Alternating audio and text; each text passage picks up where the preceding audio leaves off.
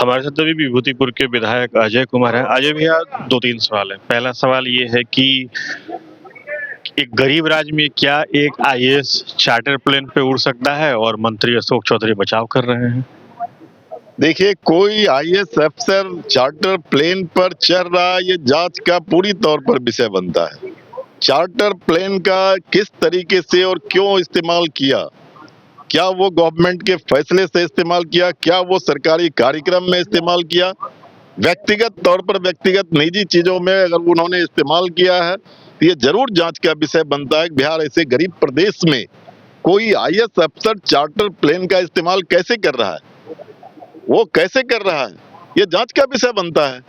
और जरूर मैं समझता हूं कि बिहार के अंदर, बिहार ऐसे गरीब प्रदेश में ढेर सारे बड़े आईएएस अफसर हुए हैं, वो बहुत ईमानदार होते थे, लेकिन उनको तो मैं देखा ट्रेन में जो है 3 AC में सफर करते हुए।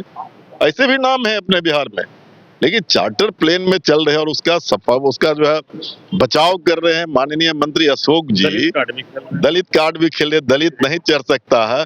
अरे सवाल दलित का नहीं है, सवाल पैसे के दुरुपयोग का है, सवाल करप्शन का है। और करप्शन करके अगर कोई इस तरह से चल रहा है, जरूर उसके खिलाफ कार्रवाई होनी चाहिए। दूसरा सवाल हमारा ये है आपसे कि सीबीआई की जांच चली है नीट छात्रा संदिग्ध मौत मामले में, और 5 दिनों के अंदर दूसरी बार धमकी दे दी गई, बेटी चली गई, बेटा चला जाएगा। चल क्या रहा है? मैं आपको बता रहा हूं कि सीबीआई किस केस को दिया जाता है, जिस केस में कोई एविडेंस नहीं रहता है। रेयर से रेयरेस्ट केस में केस को सीबीआई को दिया जाता है और इसमें एविडेंस है, कहाँ उसके साथ बलात्कार हुई, कहाँ कितने तारीख को हुई, कितने बजे हुई, और उसको उठा करके कौन ले जा रहा है, सीसीटीवी फुटेज है। मैं दावे के साथ कह रहा हूं, किसी रसूखदार नेताओं के बच्चों को बचाने के लिए सीबीआई को दिया गया, और जब बचाने के लिए दिया गया तो धमकी तो उसको दिया जा रहा है और सही धमकी दे रहा है। ये केस को लिपापोती करने के लिए दिया गया, कार्रवाई के लिए नहीं दिया गया। ये सवाल है। अंतिम सवाल रहेगा, शराबबंदी का जिन फिर से निकल गया है, समीक्षा के बाद खुद एनडीए के विधायक कर रहे हैं। अब वो तो एनडीए के लोग सोचे ना, मुख्यमंत्री कहता है शराबबंदी हमने कर दिया, और समीक्षा की बात जो ला रहे हैं वो कह रहे हैं कि बंदी नहीं हुआ और शराब महंगा हो गया।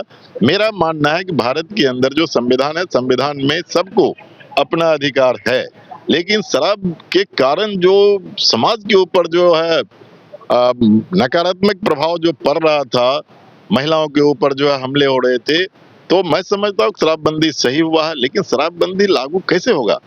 बिहार के अंदर चेतना के स्तर को ऊंचा किए बिना शराबबंदी क्यों किया गया, ये बताए बिना ये नहीं हो सकता।